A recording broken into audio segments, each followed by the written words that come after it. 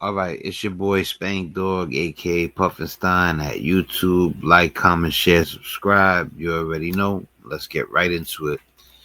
All right, so I've been doing a lot of politics lately. I always try to get off from politics because that's probably the most serious one. I don't shy away from nothing. I try to just do what I do. I do put a ton of thought into it, but I go with my instincts, with my gut. And if my gut tells me it's a no go, then I won't do it. But as long as in my heart I know what I'm doing is sincere, then, I'm not worried about it.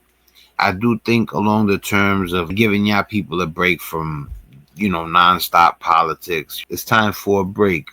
The stuff that we about to see is not your regular stuff, and this is why I try to bring it to you guys, because it's not only super bizarre, super scary, it's stuff that's really happening. Now, I don't know if there's nefarious things behind it, but if there is, that's not good. So, without further ado, all right, let's go. So I want to go ahead and take this time to apologize, to say I'm sorry. When it comes to the news story involving the train that was going from St. Louis to Chicago, it derailed and then it disappeared, got lost, went missing, however they want to say it. Because when this originally happened on November 30th, I made a video on my other channel, Hours of Horror, that day, asking the question, well, how come the passengers are not making any videos and posting it on social media, showing their dismay and so forth when it comes to Amtrak? How come the news stations are not showing any video footage of the derailed train like they normally do? None of the passengers are speaking out. It's a very weird situation, but I guess I should have waited, because on December 5th, I started getting comments like this: do your effing research. I am so tired of these YouTubes not doing their research before putting ish out there. Maybe wait 12 to 24 hours before posting nonsense like this. And this person's completely in the right, not taking that away from them, because on December 5th, the news, not social.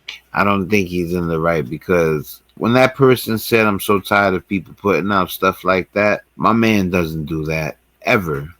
I've been watching his channel for a very long time.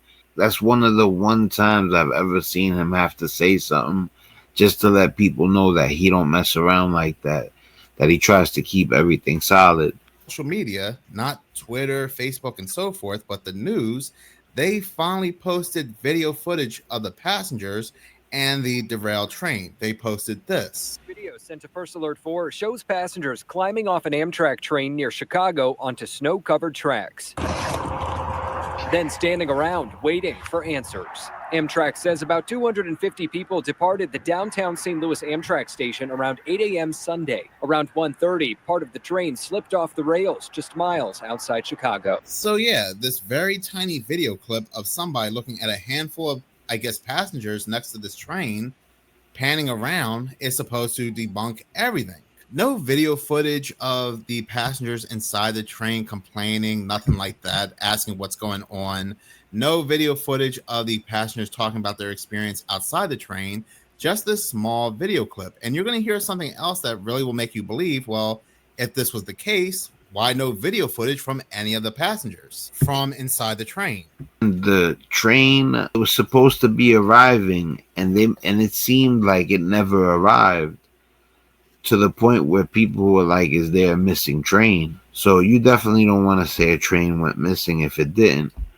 So, but then out of nowhere, finally, after a while, like you would have expected news about the train, they come out with news. The way everything unfolded was fishy. They didn't tell us what the delay was for. The conductors didn't come through.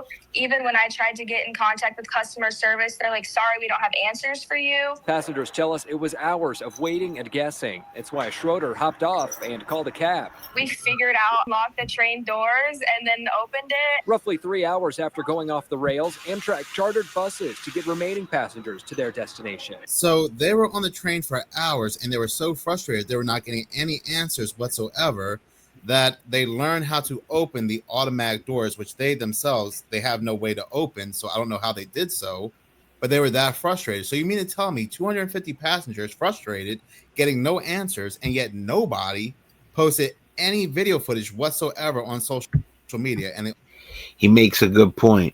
250 people trapped on the train, the first thing you think is people are going to start making complaints online. If 250 people are stuck on the Amtrak and then it doesn't move for hours, to the point where people said they pried the doors open and went outside and got home another way. Out of the 250 people, nobody jumped on Facebook, Instagram, TikTok, YouTube, or called their family members, where their family members in turn called the news. The only video footage we have comes directly from the news themselves, where there's really nothing being shown. I left a comment on the news clip saying, fakest story I have ever seen in my damn life. 250 people on the train, but why are 10 people outside the train? This individual responded with, those were the passengers who opted to hop off and grab Ubers. But wait a minute. The female passenger said that the passengers had to figure out how to open the train door. So that doesn't sound like much of an option, but he continues to say that grab Ubers instead of waiting for the buses. Story did not make that clear. And I asked, well, how do you know? And he responds with, I'm the reporter who did the story. This person responds with, it seems clear to me, Cam. I don't know why people are saying it's fake and mysterious. 250 people on a train that's not moving, not going anywhere, not getting any. What do you think? In the comments section, let me know if you believe that a certain amount of people, above 1 or 2 or 3, at least 10 people, would have went live or started some sort of chat. Let me know if you find it odd that nobody went to social media while they were stuck on the train for 6 hours. Answers for hours. They're trying to open the door. Seems like a very frustrating situation, and yet no video footage whatsoever posted on social media of the incident. And the only time we get any news story of this was hours after the story started to go viral on social media. After this Amtrak worker said nobody has seen the train. No other train has seen this train that is broken down on the tracks. So did 250 people disappear along with the train, and now they're trying to do a big cover-up? I don't know. But like I said in my last video, there may be stories being released to see if the public will believe them or not. Because we do know that Project BB is around the corner, or it could be just about anything else they're trying to test the public with. Who really knows? Just a very bizarre story that has an even more suspicious update. But let us go ahead and go from one creepy news story to another. Did you hear about this? When teachers came back from Thanksgiving break, this is what they saw. 72 black vultures dead, spread across the campus of St. Bernadette School. ODNR was not willing to help clean up the birds when you initially reached out to them. Correct. Initially, when Craig reached out to them. 72 vultures. When they got back, they found everywhere, and the state or whoever they just mentioned didn't want to help. Now, first of all, just the incident in itself, 72 vultures just dead out of nowhere on the floor. You know, this is the type of stuff that I bring to you guys because in my head, I'm like, well, how would anybody not want to know why 72 vultures just dropped out the sky and died? In the sense where you want to have answers. They were very adamant that they were not coming. There was a recommendation that you just take them and put them in a bag, double bag them, and throw them in the garbage. I reached out to the Ohio Department of Natural Resources late yesterday to ask them why they weren't helping Pierce Township officials clean up the dead vultures. A few hours later, they changed their mind. Hours after I contacted ODNR, officials say they called late Thursday and agreed to clean up the vultures. Well, thanks to Channel 9, you guys reached out to ODNR, and amazingly, they started to change their tune. Wildlife officials spent Friday morning filling dozens of garbage bags with carcasses. Pierce Township trustee Alan Freeman worries about how the vultures died. You see 72 dead birds in a field, and there's an issue of bird flu. Perhaps you might want to go take a look at it if you're in charge of wildlife. An ODNR spokesperson says the agency does not typically collect dead wildlife, but they are helping Pierce Township for this unique circumstance.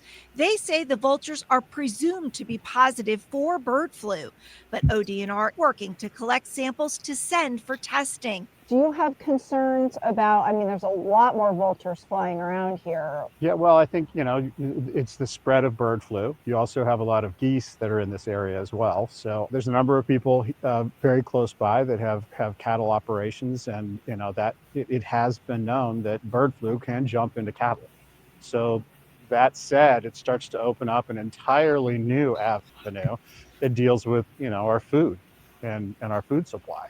Claremont County public health officials tell me they did take 2 dead birds today to a state laboratory for testing, and those results should be back early next week. So, like this person says, I have never seen 72 vultures in the sky at the same time, and especially not on the ground dead at a school. This is strange, and it indeed is. Some people are saying this seems like poisoning, but as others are saying, vulture's stomach acid can handle a lot of bad stuff, most likely a respiratory disease. But we have all these animals out here, rabbits with horns, we have zombie squirrels, zombie deer, we have monkeys being... Yeah, listen, as to why the hell rabbits have horns, they call them Frankenstein bunnies. We have zombie squirrels. Zombie squirrels covered in oozing warts, spotted, skulking through U.S. backyards. Zombie deer. We have weird looking deer starting to worry New Yorkers. New Yorkers are spotting deer with rough, patchy coats and worrying it's disease. Monkeys being let loose with all types of diseases, and I said, if that's wild too. That's a no-go. First of all, monkeys are off the hook. Especially these like chimpanzees, apes. They're in the same family. If they attack you, they're hard to handle. If these animals pass away and other animals like vultures eat them, what's going to happen to these animals and as they pass them along to other animals? Like suspiciously, you heard at the end when the man said that this stuff can be passed on to cows, passed on to things that we eat. And it's also very telling that nobody was coming to collect these birds until news had gotten involved. It seemed like they wanted whatever this was to spread along even further. This news story is very similar to the news story that happened in Mobile, Alabama back in June, where there were over 20 plus pelicans that passed away all over Mobile, Alabama. Nobody was coming to collect these birds until, again, the local news had to get involved. But talking about birds, something's definitely going on with them, because I took this video clip right here talking about this very bright light that wasn't a star because it was lower than a star, and it seemed to move like a drone. But in this video clip, you can hear all these birds late at night. These are the same birds that you would hear in the morning. These birds are becoming more and more restless.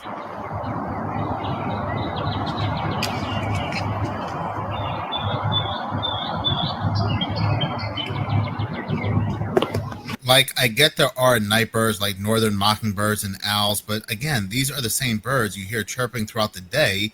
They are chirping throughout the night. Okay, did I miss something? Like, seriously, it's December the 5th, and it's 5 o'clock, and it's still daylight. Yesterday at 5 o'clock, it was dark. So, was there some kind of planetary something that I'm not aware of? But there's the sun, and it's just not going down right there. Very confused. Please let me know. And now it's 5:15. Yesterday, it was pitch dark at 5 o'clock. It's too early for it to start switching. I know it is. I know it is. So, do we go through an alignment or something? What the fuck? Please explain this to me. There is definitely something wrong with time, and I have been noticing this too. I'm glad somebody took a video of this, that one day it'll be light out around 5 or 6 o'clock, and then the very next day, around the same exact time, it's completely dark, and it's confusing the animals like the birds. Something is very off. So some very strange lights have been seen more and more across the United States. Like, for example, this article I'm reading from Yahoo News, mysterious objects appear in sky over California surf spot. And check this out. This is really weird.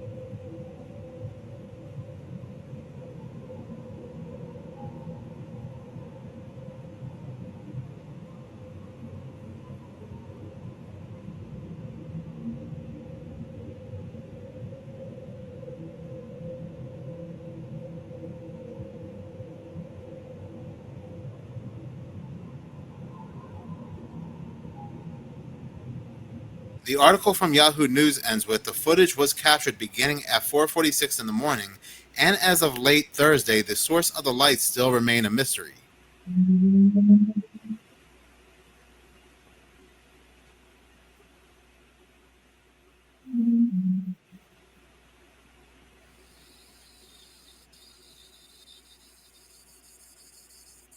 So you have some people claiming what was witnessed over in Oklahoma was just Falcon 9 or SpaceX, with a lot of others not believing that. Literally looked like this orb shot out some kind of portal. The first one comes out of Augusta, Georgia, captured by a couple of friends driving down the road. They looked up and saw this weird octopus looking type of UFO. Now, we've seen these before, and people readily wrote them off as kites. But the thing is, these things are too well controlled to be a kite. And then the second video comes from a witness in China who knows for certain this was not a kite, as he was on top of another skyscraper filming this unidentified object that was well above, meaning thousands of feet in the air above their skyscrapers. And as he stated, it was too controlled to be a kite. Comment below, tell me what you think. Okay. Oh my God! Alexis!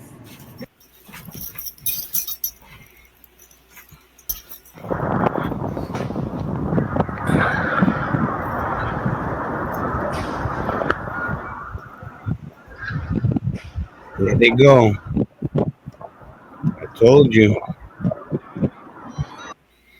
The flying squids. I've been seeing them for over a year. 2 years, maybe. The first time I seen them was about 2 years ago, I believe. I've seen them maybe on 5 occasions since, in 5 different places. This is some of the stuff, like, I try hard to remember, they talk about that they're gonna try to make us believe in an alien invasion. So when I heard about Project Bluebeam, it was a good thing because it kept me skeptical. But some of this stuff really is like weird. Like, I know AI and all that stuff can trick you, but like I said, some of the stuff is a little unexplainable.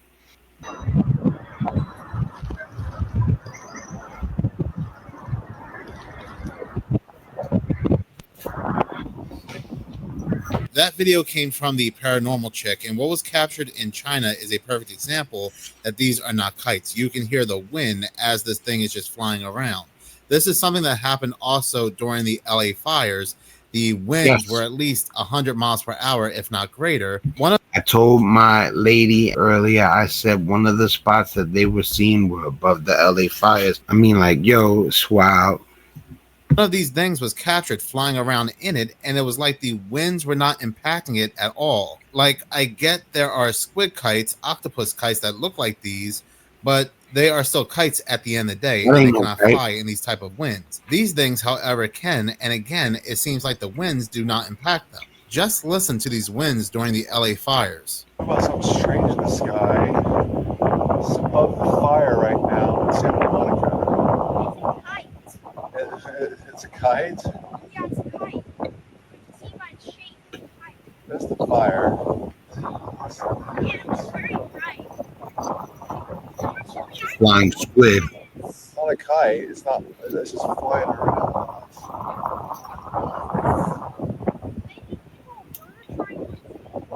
What is that?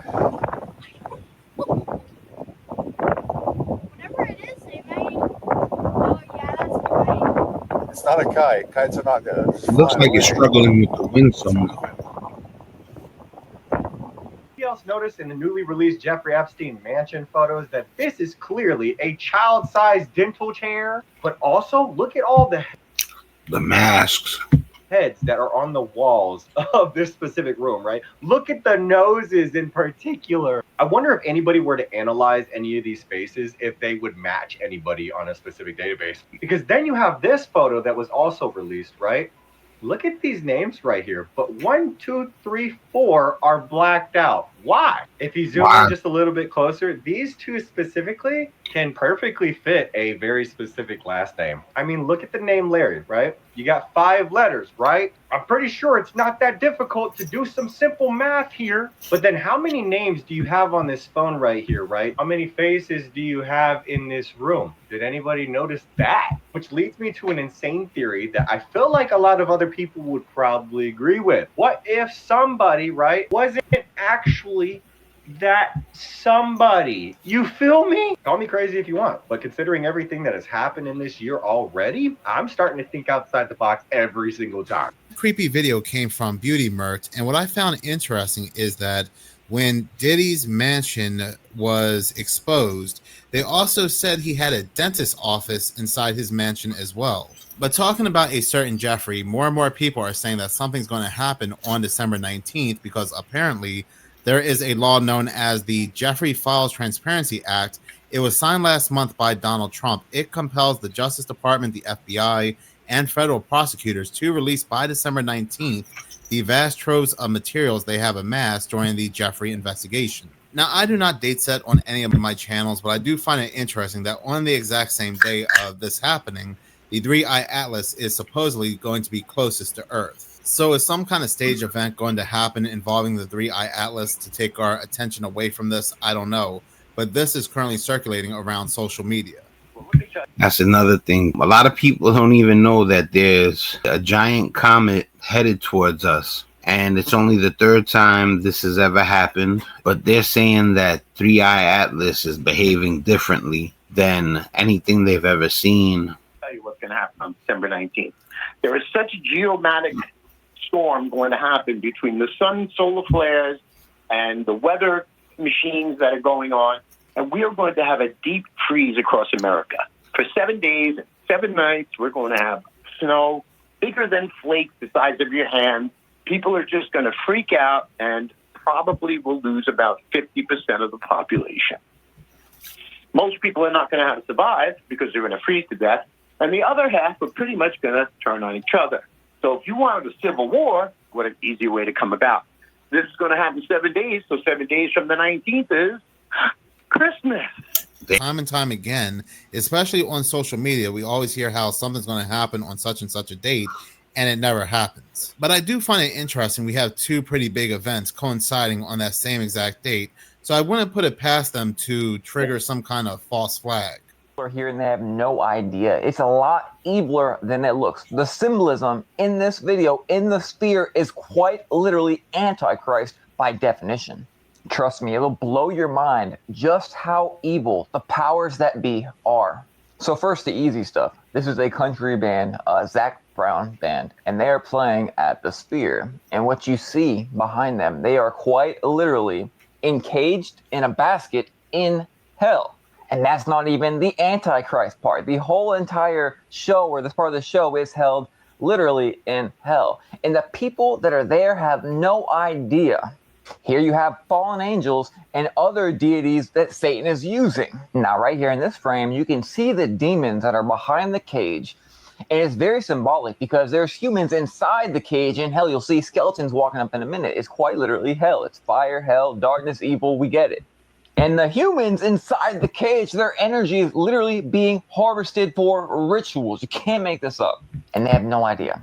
But what if I told you that Zac Brown was literally dressed as one person in charge of taking out all the Christians in the 1st century? And it's actually the exact Antichrist that John was specifically talking about in the 1st century, not Revelation, in his epistles. He's wearing a hat of spines. This is Apollo. It's always been Apollo. And Nero was Apollo in the 1st century. He had a statue built of himself and everything. If you would not worship him as divinity, they'd put you in a flaming bull. And of course, as Nero ranked up, he became this Apollo with the spines on his head. I go into more detail in my last video, but you can see right here, the painting of Lucifer is quite literally Apollo and Statue of Liberty as well. And I'm about to ruin one of your childhood shows. Here's Lucy or Apollo or Apollyon, and guess what? Here's Goku. Goku's literally modeled after Apollo. And Apollo receives credit everywhere, from the Trump Tower all the way to the opening ceremonies. I'm pretty sure Zach does not even understand that he's dressed up as the literal devil from the 1st century who was in charge of taking out all of the Christians. Even country music has the devil in there, subliminally brainwashing all the people. There's an end coming. That video came from Moon Henry, and these concerts are becoming more and more demonic. I mean, in my most recent video, I had spoken about this being shown at Gunna's concert, a hip-hop artist, and you can see what looks like this Baphomet coming out of this cave with all these symbols around it. I don't think they're oblivious. I don't think any of these stars that are really going that far with it are oblivious to what's going on. If they are in tune with 100% what's going on, that could be something that bad. I don't know, but they definitely aren't oblivious. Are you recording us now? Yeah. Okay. So I'm here because some folks in the public have expressed concerns about some posts made by a TikTok user, Mossy Matriarch. Okay. Is that your account? Yeah. Okay. So some people have expressed concerns that some of it might be inciting violence. Okay. What are your thoughts on that? Are you trying to do that? No. Do you have any intent on committing violence? Everything I've tried to post about is like, let's be as peaceful as we fucking can. Okay. And that's the stuff I've been trying to encourage and stuff. I am supportive and protective of anyone who are trying to keep things peaceful. I appreciate you saying that.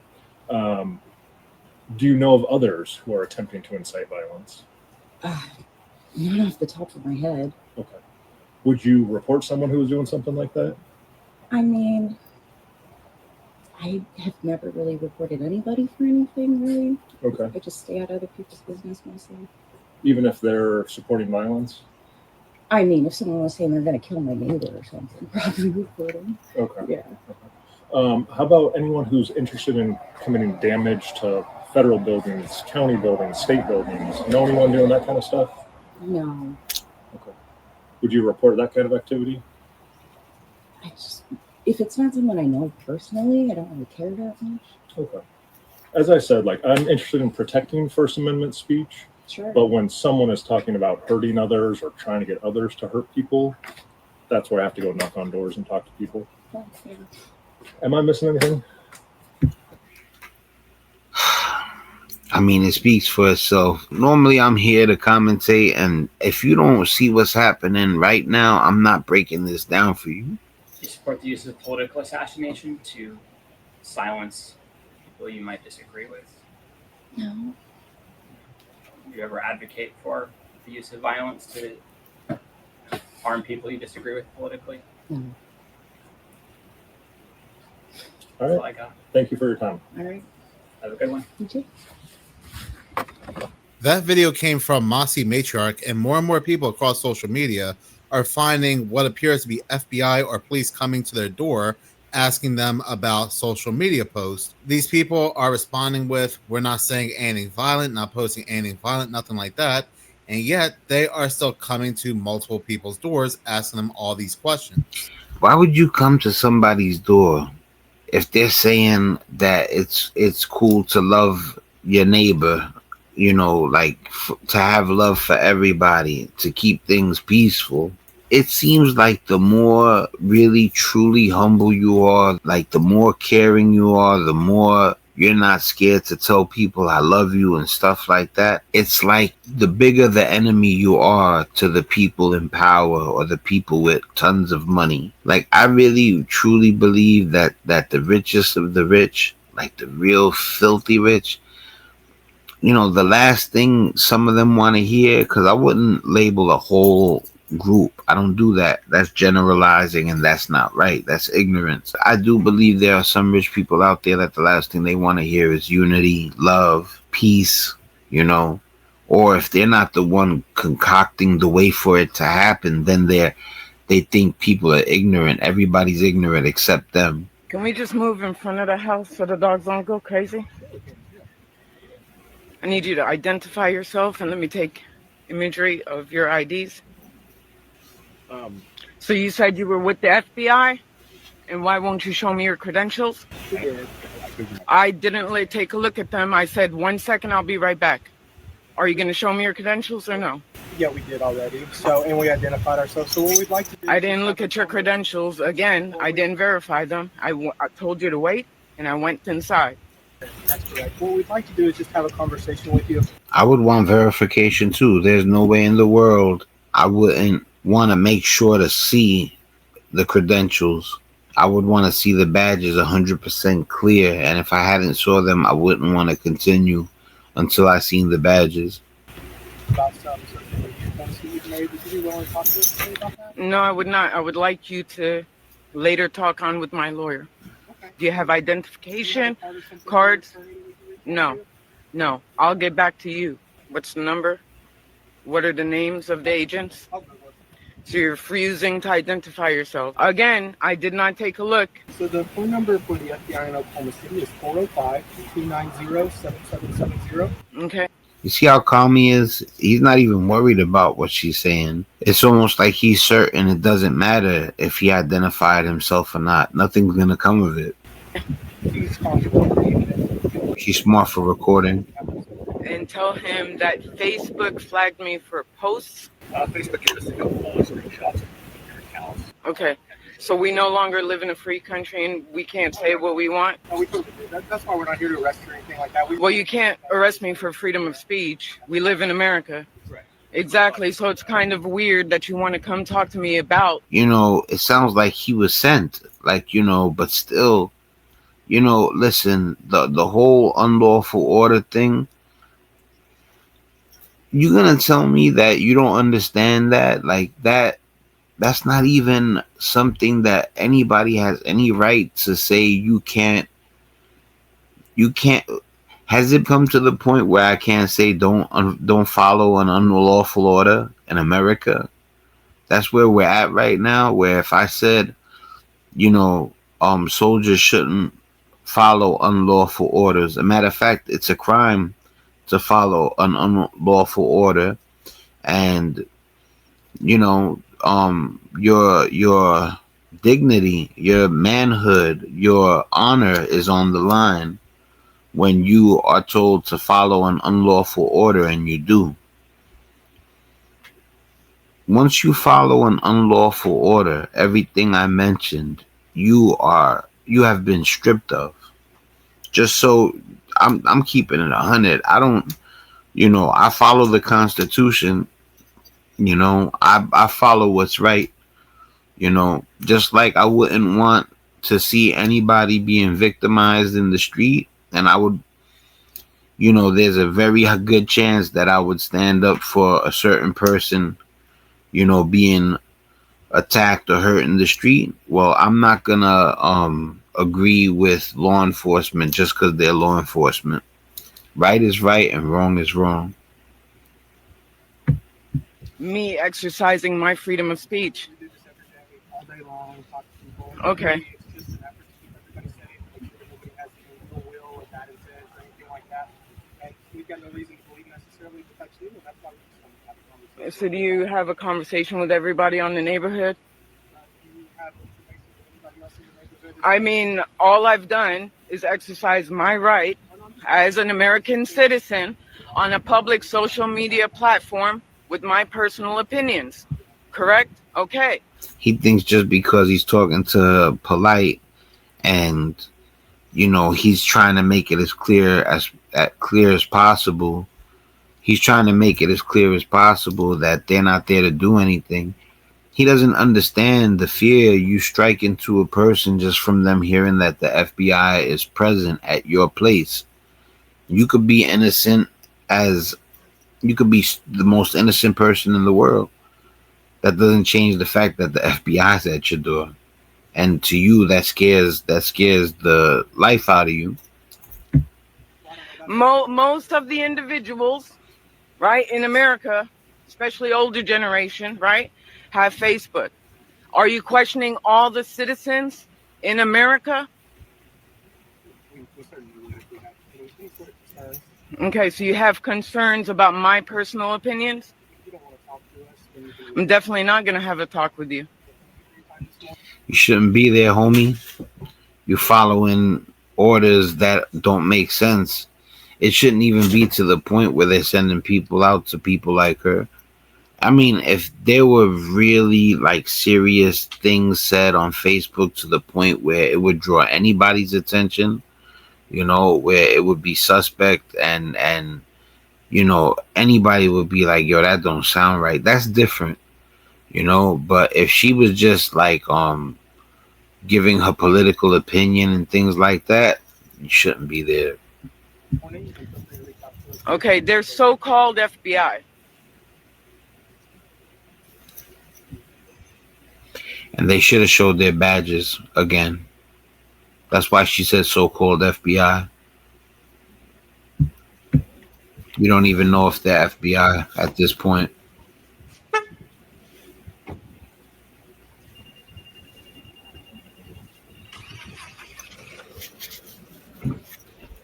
Much that terrifies me more than underwater cave diving. In this case is the perfect example of why. On August 18, 2010, 30-year-old Ben McDaniel entered the underwater cave system at Vortex Springs, Florida, a place he had spent 4 months mapping with over 250 dives. Ben was an extremely experienced diver and had been diving since he was about 15 years old, but Vortex Springs wasn't just an ordinary diving spot. There is at least 1,500 feet of a cave system that has already been mapped out, but it's believed to go even further. Parts of the cave are so tight that divers have to shift their oxygen tanks just to squeeze through. Vortex Springs is open to the public for all sorts of water activities, and even today it's listed on their website as one of the safest diving resorts in the country. But diving in a specific area alone or without it is prohibited. A locked gate marked with a Grim Reaper warning sign blocks access to the deeper, more dangerous section. That evening, an employee named Eduardo, who had previously noticed the gate being tampered with and suspected Ben, actually admitted that on this day in particular, he unlocked that section for Ben to continue exploring. And this would be the last time anyone saw Ben McDaniel. 2 days later, Eduardo arrived back at the Vortex Springs shop to start a shift and realized that Ben's truck was still there,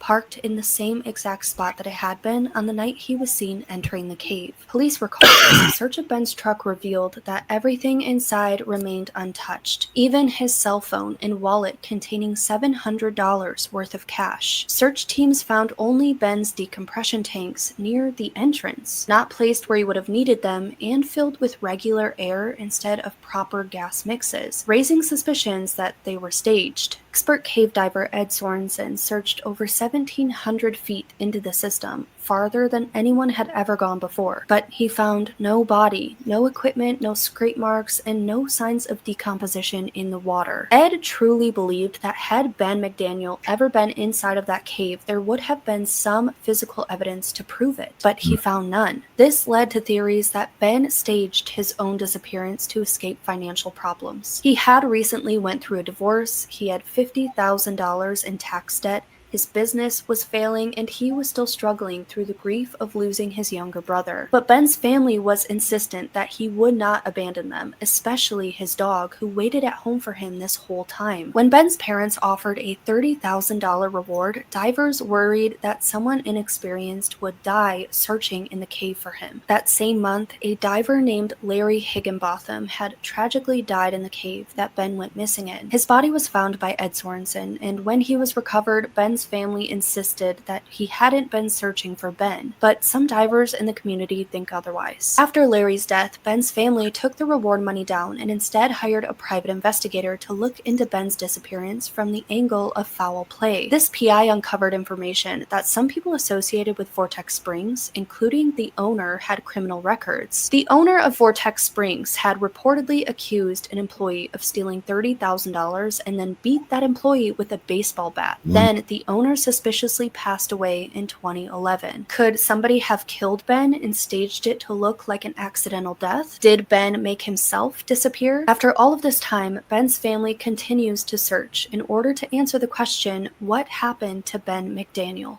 That creepy video came from Oddities on Elm Street, and with everything he had going on in his life that sounds like it went wrong, it's very easy to understand he faked everything and disappeared. Evidence they ever found was the van. Hello, true crimeers. This is the case of Christopher Kersey. Viewer discretion is advised. Christopher Matthew Kersey was born on February 19th, 1973, and he was one of 3 brothers. He was the oldest, and he was close with his brothers. He seemed like a normal, happy kid, nothing really out of the ordinary. His parents said that Christopher was absolutely a bookworm. He loved to read. He was a varsity swimmer and he played the clarinet at school. And at school, he had friends, but he was really more of an introvert. But when he wanted to have fun, he would love skiing. He would love going paintballing. There just were never any red flags. His parents would say that shortly before all of this, that Christopher did appear to be struggling with something, but maybe they really couldn't quite put their finger on it. The I never heard this one before. Kersey family lived in Eagan, Minnesota, which is right here just below Minneapolis, and the date was April 20th, 1990.